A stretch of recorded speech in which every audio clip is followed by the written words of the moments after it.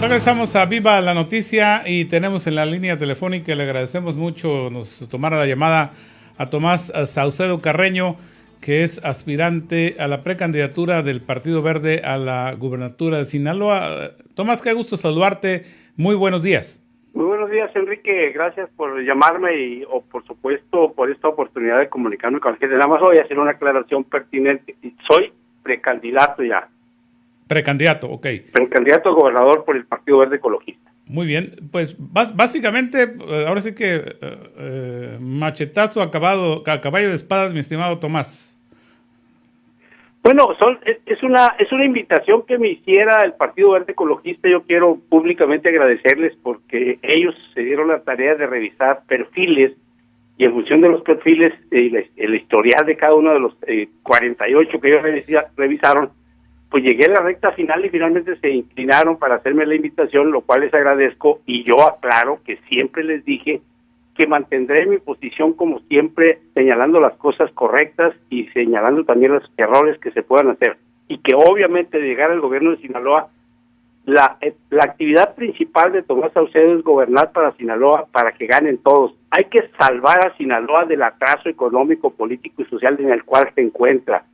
Ha habido muchas alianzas, Enrique. Ha habido alianzas de todos colores y todos sabores, y lo único que han llevado las alianzas es al fracaso económico, político y social de Sinaloa.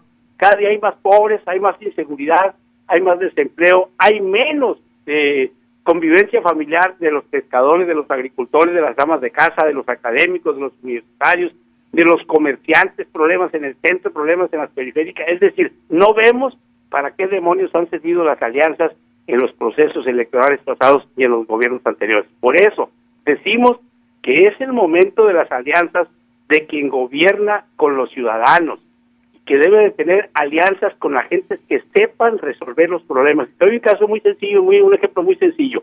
A los periodistas los denostan, los atacan, los agreden, cuando no han entendido nunca en su vida que el periodista juega un papel muy importante de tomar la opinión de todos los sectores, de todos los niveles, y que los periodistas deben de ser pagados correctamente. Desgraciadamente los orillan a que tengan un ingreso complementario que ellos irónica y groseramente le llaman chayote. Chayote los que reciben los funcionarios de gobierno, en muchos de los que tienen obras, etcétera, etcétera. Los periodistas trabajan complementariamente y tienen un ingreso complementario como cualquier profesor universitario de tiempo completo que su sueldo es insuficiente, tiene que buscar asignaturas y trabajar en otro lado para completar su ingreso.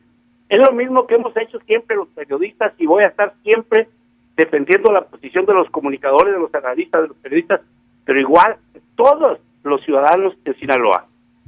Finalmente, Tomás, hay en tu actividad profesional, tu trayectoria académica y bueno, en el espacio que tú encabezas en Radio Universidad Autónoma de Sinaloa de hace muchos años, tú has dado diagnósticos del tema, de lo que representa esta situación en Sinaloa. Y bueno, tú tienes muy claro el diagnóstico de lo que hay y lo que se tendría que hacer. Pero ¿cómo llevar esto a la población para que volteen a ver, en este caso, a Tomás Saucedo y al Partido Verde Ecologista? Se necesita de manera urgente y preponderante tender un puente entre lo que es, vamos a decir, los sectores afectados, las amas de casa, las pymes, la microempresa, mediana, pequeña, incluso las grandes empresas. Y tenemos que buscar un puente que enlace a la actividad económica de Sinaloa con la actividad económica de todos los municipios del estado, de todos los municipios para el gobierno, y después, por supuesto, enlazarla con un proyecto económico nacional. Yo estoy llamando a que necesariamente quien gobierne piense e impulse y apoye a la empresa para que cada día lo que produzcamos en Sinaloa tenga mayor valor integrado local. Es decir, que las mercancías que se vendan de Sinaloa en cualquier parte de México, del mundo, cada día crezcan en valor local para generar empleo y generar mayor riqueza para los mexicanos. Este puente lo tiene que hacer el gobierno en turno con dos bloques importantes. Primero, tiene que formar un gabinete plural académica y capacitadamente, es decir, que tenga visión y capacidad para resolver los problemas, al margen de los títulos.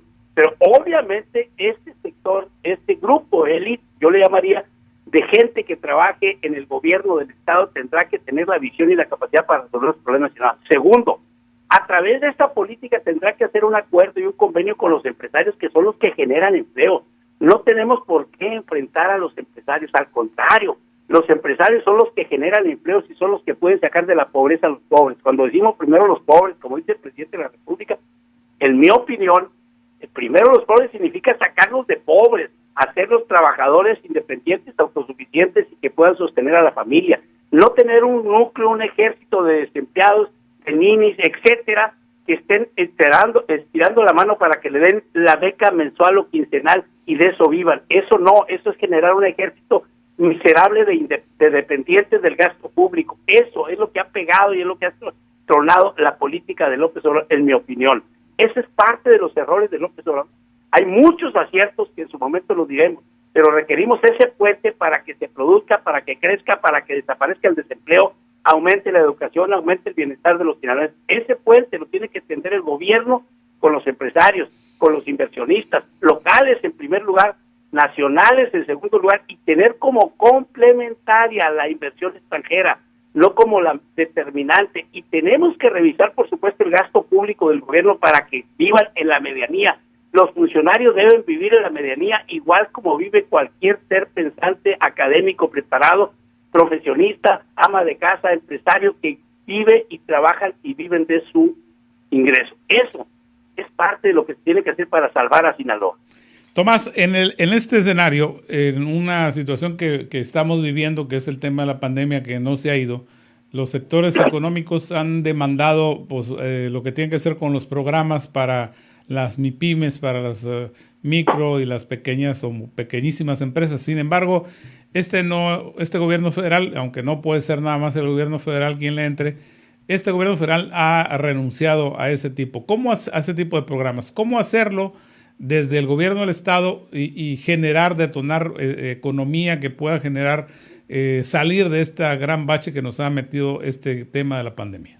Mira, el problema central de esto es en realidad si queremos impulsar la austeridad, si queremos impulsar el desarrollo económico local para que se reactive un poco más rápida la economía después de la pandemia, tenemos que pensar en dos cosas muy importantes. Primero, cómo en realidad ahorrarle recursos al gobierno del estado y en todos los niveles, no nada más el gobierno. Nomás te doy un dato. En el gobierno del estado trabajan más de 70,000 gentes. Y la pregunta muy sencilla es, ¿todos trabajan? No, quizá no todos, pero todos cobran.